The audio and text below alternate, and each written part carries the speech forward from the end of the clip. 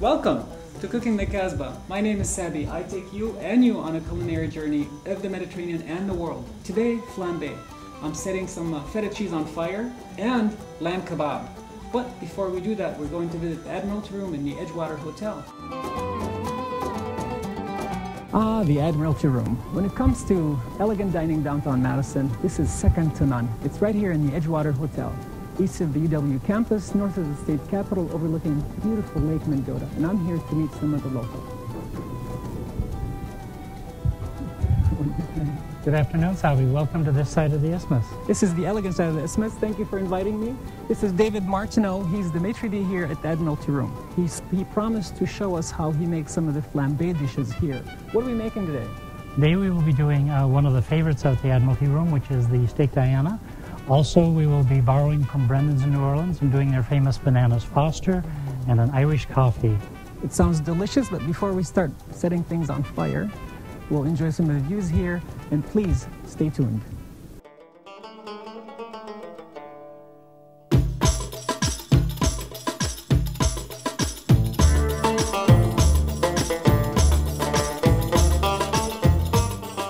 My name is Sabi. I have traveled the world, near and far, in search of exciting foods. Come with me on an epic journey of culinary adventures, right here on Cooking the Casbah. We're back at the Admiralty Room in the Edgewater Hotel with Chef David. What are we making? Something with garlic. It looks like it, yes. We're making steak Diana this afternoon. And this is our first course? For the steak Diana, we'll start off with two beautiful pieces of a tenderloin, the filet mignon. Put a little pepper on it, season it lightly, and then with the bottom of the spoon, we'll just push that into the steak itself. At the same time, we'll heat a little olive oil in the pan. We'll make sure that it coats the entire bottom of the pan and gets nice and hot. As you can see, it's smoking slightly. With our spoon and fork, we will take the steaks themselves and turn them over, seasoned side down without piercing the meat. And then we're going to just give them a little bit of a toss in the pan so that the oil is spread underneath the steaks themselves. We've just put in the red onion and a little bit of the garlic. We're going to toss that around. We don't want to let the garlic cook too much. So to stop that process, I will put in the mushrooms, and then we'll squeeze a little lemon juice over the mushrooms to keep them white. And the citric acid prevents them from getting oxidized from the heat. Correct.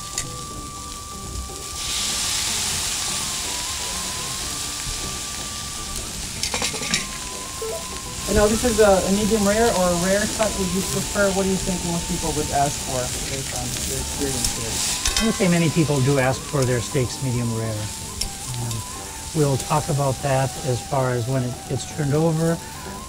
We'll want to look at the steak itself, touch it a little bit. And the one thing that we use in cooking generally is our hand when we talk about steaks. And if you feel the top portion of your hand is very soft, you go down a little bit, it gets a little firmer, and then in the middle it's even firmer yet. So it's rare, and medium, and then medium well if you want to touch your knuckle. That's interesting. I've also seen people go with flexing the fingers and touching the same part. So it's always the hand. The hand will let you know what temperature your meat is at. Who care to know? So what do you do here? All right, I've turned the steaks over. We can see that they've caramelized on the bottom. To slow down the cooking process a little bit, I did add the tomatoes in, and then we've just put in a little bit of Zinfandel. Some red wine. Right. That will reduce and add another layer of flavor to the cooking process itself, and we'll continue to watch and add a little more Zinfandel as need be. Some people use the timer as far as how much to cook each side of the steak. Do you ever use that? I see you're pretty much relying on what you smell and feel and taste. Correct. Is there a little timer in your head? There is a timer in my head, but then also we will watch the steak itself and give it a little push. Secret. Sneaky. Right. I just took some oregano and thyme and we've put it into the, on top of the tomatoes themselves. By crushing the leaves, we're reopening them so that they become more fragrant again. I can smell that on my hands. And release the oils and stuff. Correct. And we're going to add a little bit of Worcestershire sauce, and then sauce Espagnole. What is salsa español, briefly? It is a brown sauce made from the beef bones that have been browned with onions. It's a beef broth reduced. Correct.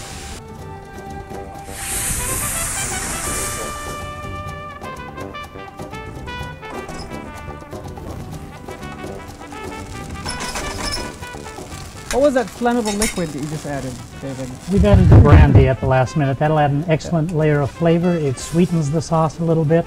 And at this point, we'll simply take and all of the wonderful meat juices that have cooked to the bottom of the pan will be swept up into the sauce itself. In a process we call deglazing, right? Correct. I know my stuff. All right, all of this is being done at the table so that we can serve it to you, Sabi. And at this point, we will take the steaks and center them on the plate. We will take the rest of the sauce that we've made and put that over the steak itself. Tomatoes, the fresh mushrooms, the red onions, and the herbs. And just a few minutes ago, I added some scallions at the last minute. They do not really need to be cooked. And we'll also be topping it off with a little parsley. The plate is on the fire. I'll turn off the fire now. Thank you. And we'll add our I'm here to parsley. help. Yes, you are. We'll add our parsley and we'll cover this to keep it warm until the rest of the entrees arrive. Fantastic. And that's how it's done table side.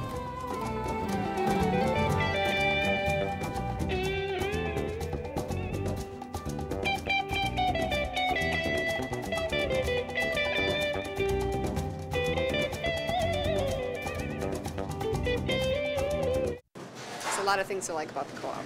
That we shop here every week. I love the salad bar. It's always fresh, something good to eat. There are things in the deli that you won't find anywhere else. You can get anything here. If they don't have it, you ask, they'll get it. It's shopping with my son. He enjoys like loading up the bulk foods into the bags, although we do spill a few items on the floor. But the selection is really good. There's a lot of things to like about the co-op. It feels really like a part of the community that I want to support. Our children, we have so many hopes for them, but we don't always have the answers.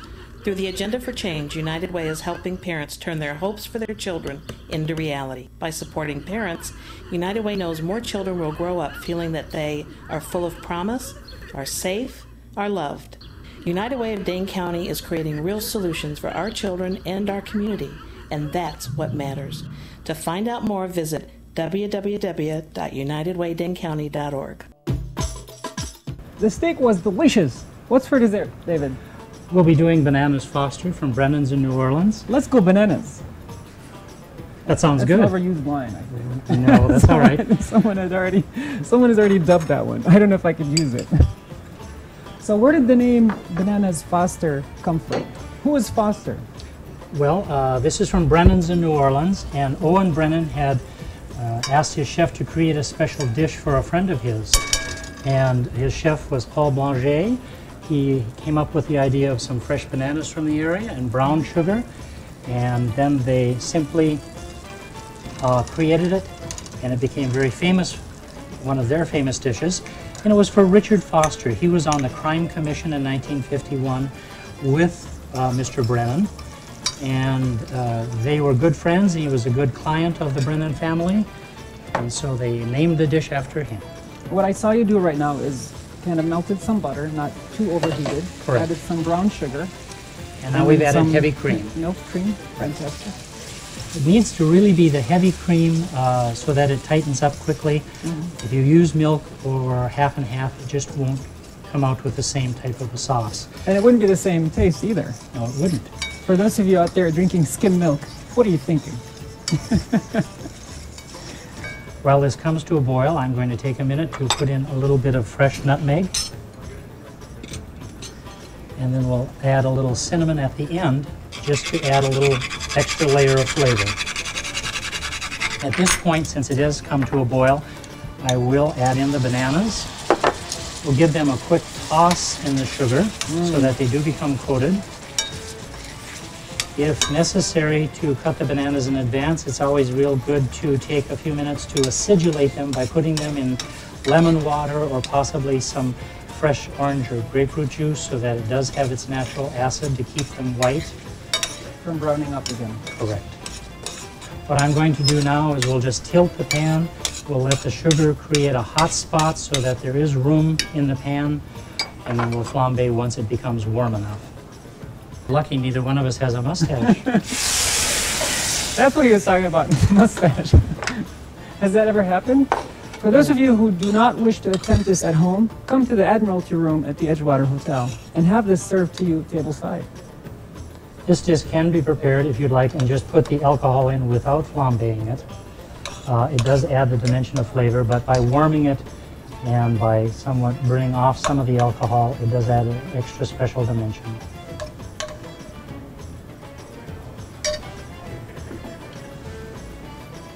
Excellent. This is definitely not a light dessert. So you don't have to eat the whole thing, right? You don't have to eat You're the gonna whole make me thing. eat the whole thing and go straight to my hips. The contrast between the ice cream, the vanilla, and the super sweet banana stuff is delicious. Anybody else want to share some of this? Well, this looks great, David. Thank you. Excellent. Again. Thank you. Well, one more thing to go. One more thing to flame. We're going to make a signature drink.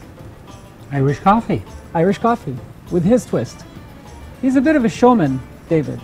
I think he enjoys doing this because it's kind of a mini performance. Every table is kind of a theater. And this is how I feel right now. If I have to do this in front of my customers, I would be making opa or some kind of a show. Do you make any of those sounds? Opa? Well, I suppose I make a few sounds, but not that one necessarily. But I do have a few very good Greek customers. So. Just say opa when you flame something, it becomes Greek. Absolutely. I saw you put some citrus on the rim and dip some sugar in there. Right. We put the lemon around the rim and then we put the sugar on. Now we're just going to heat the glass for a few minutes so that it starts to warm the glass so that it will help us to ignite the Irish whiskey that we're going to use in the glass. And remember, David is a trained professional. He knows exactly how long each side of the glass takes to heat up. And notice how he's kind of switching hands back and forth to make sure that the heat is not fast to crack the glass. Right? Correct. Not making a mess all over the place. But remember, I'm sure you did that a few times. Yes. Remember, glass is born of fire, but I have cracked glasses in my time. We'll add a little bit of the Irish whiskey, and you don't need a lot. In any hot drinks, any bartender will tell you a half shot is more than enough because the alcohol is intensified. He pours 2 ounces in there. He says you don't need a lot. So what is the little then? This is about a half shot, so it's about a half an ounce. I see the sugar is taking on some of that flavor now. Right, the sugar is caramelizing. You can see the flame. We're going to use a little Ferris wheel effect to keep the 2 on fire. We can always dip one into the other to keep them going, or back into the flame down here. Nice. And then once they start to caramelize on the side, we're going to stop the action of the browning of the sugar by pouring in some hot coffee or decaf if necessary. Oh, I'd want the whole thing. I'd want full caffeinated coffee with this one. And then we will take some beautifully fresh whipped cream and we'll put that into the glass and come off the spoon.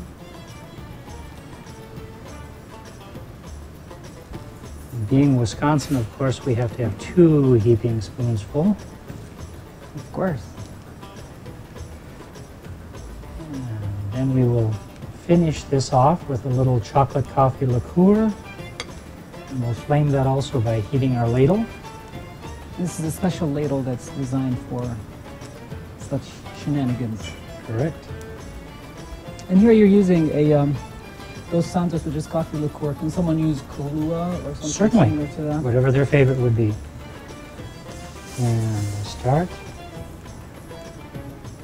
And that's the super sweet stuff. Correct. Thank you, sir.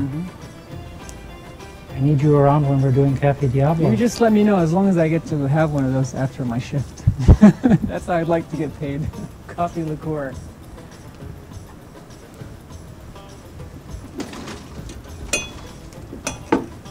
And then we'll top off the drink with a little fresh nutmeg again, like we did in our dessert. We serve that with a crystal sugar stick in case somebody would like it even sweeter. I don't know if I can take it any sweeter than that. I'm going to taste it as is without the extra sugar. All right. Can you show this? Different layers of delicious gooiness. And this is not going to burn me, is it? It should not, but be careful. Rich, dense, coffee, chocolatey. This should get you up. The Admiralty Room with David. He's our Flambé king today as far as I'm concerned. Enjoy. Salut. Salute. Thanks to David Martineau at the Admiralty Room here in the Edgewater Hotel for sharing with us his Flambé meals. Now remember, this was done by professionals. Don't set your moustache on fire. We're going to take a little break. When we come back, we'll meet you at the Casbah.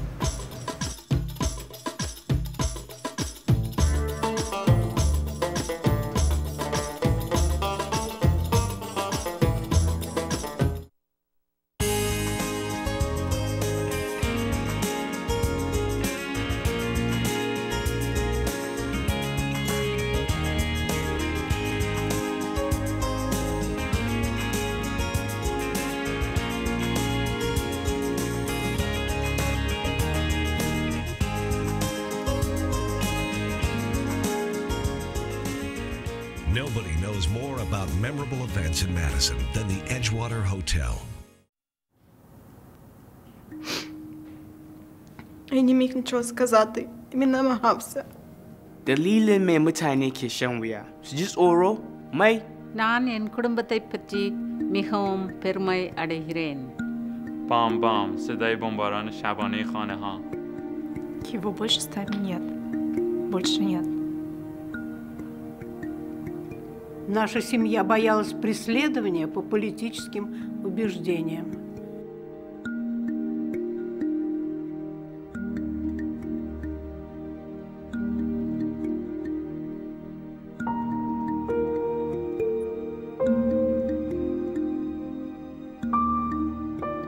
Mi papá no es el mismo. No desde la guerra.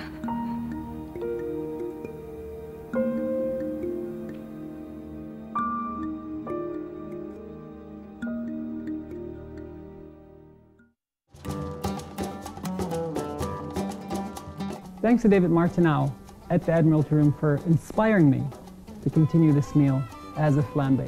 Now remember, flambé was mainly adding alcohol towards the end of the meal to finish it, and then burning off the alcohol and leaving the flavor from the liqueur that we used. And this is no exception. Right here at the Casbah, I make lamb tenderloin. The lamb tenderloins could definitely be grilled, but for those of you who don't have a grill running right now, we're going to do it stovetop.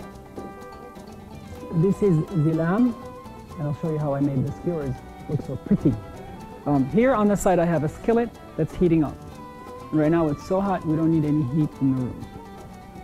Lamb tenderloins, very tender, hence the name. And what I did is I soaked some bamboo skewers. In case you put them on the grill, it's more critical to soak them in water so they don't burn up. But for this griddle, it shouldn't be a problem. I'm calling this a griddle because that's what I turned this cast iron griddle into. And it's dry heat right now. I did rub the lamb with pepper, salt, and olive oil, because otherwise it's not all that flavorful. So I am simply skirting the lamb in and out through the skewer, just like that. You know, it looks like a curtain almost. And as long as I have enough pieces for all of us here, we're set. Vegetarians in the audience today? Better that way. We've done shows where I'm cooking meat and I find out that some of my audience members are vegetarians. And we've converted a few, I'd like to admit. And here I have a little bit of olive oil. This is very, very hot. I'm going to reduce the heat a little bit so it doesn't start a fire. And it being so hot,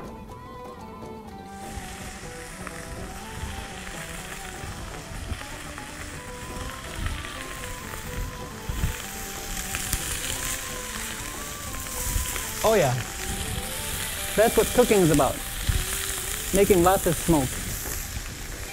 And if you feel that this is too hot, you can take it off the heat a little bit. While this gets seared, I have some feta cheese here. This is a classic Greek-style feta cheese made with goat milk. And this stuff is pretty potent, so we're going to garnish it with some greens and olive oil, but first I want to bake it. And when it comes out of the oven, we will flambe it.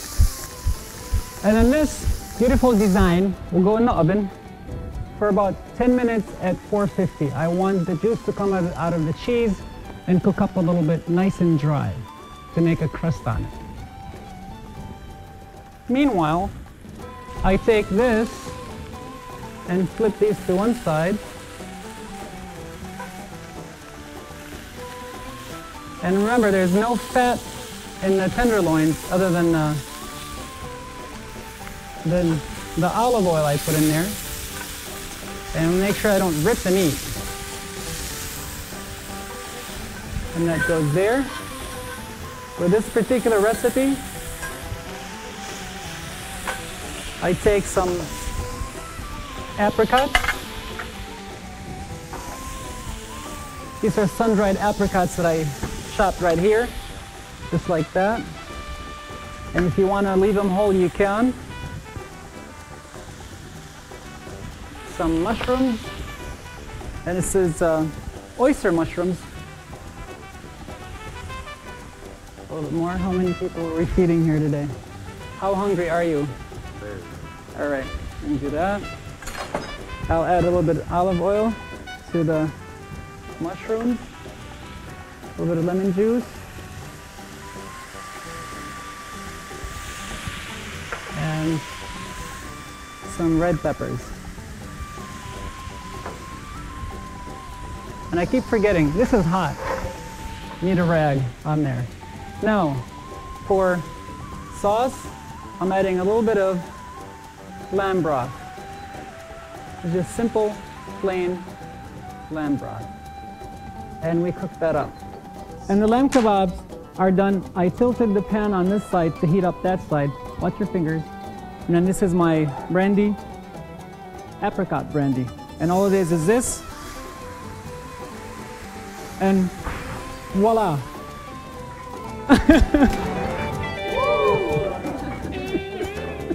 If you're still like mine on the small side, you need to do that. But even a lighter would do. Watch out for your eyebrows.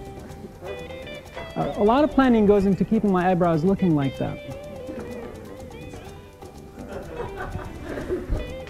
Mainly not to set them on fire. And this is congealing. Everything is uniting, the sauce and the alcohol.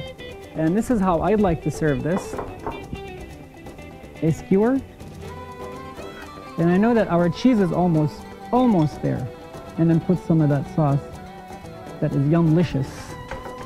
So, how about one more? Lamb kebab with mushrooms and brandy.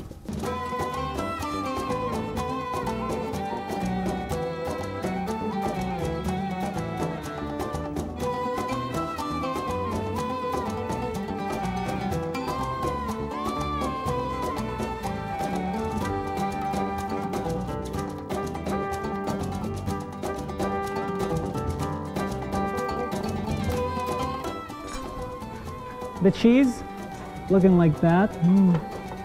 Now, notice how the edges are a little brown, but I don't want to overcook it. The brine from the cheese came out.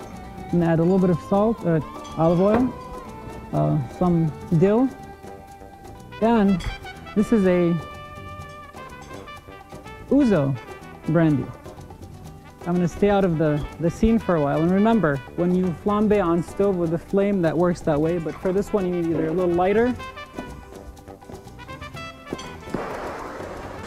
Voila. Or as they say in Greece, hopa. Right? And then once the alcohol burns up, I'll have some plates. We're going to serve this on pita bread. I made some pita bread right here. And you could simply take one of these out just like that while it's still on fire and serve it. By the time it makes it to the plate, it'll be out.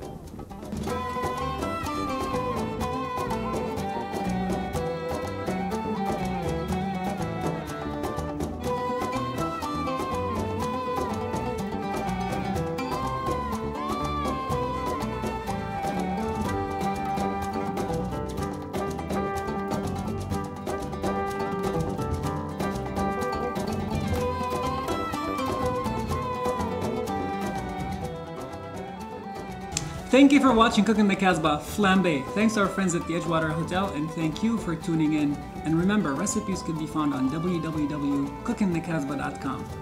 Eat well. Before we go anywhere, I want to briefly talk to you about raki or arak, and ouzo, and sambuca are. They're made from distilled grapes that are flavored with anise seeds. This one being the driest, this is a Lebanese product.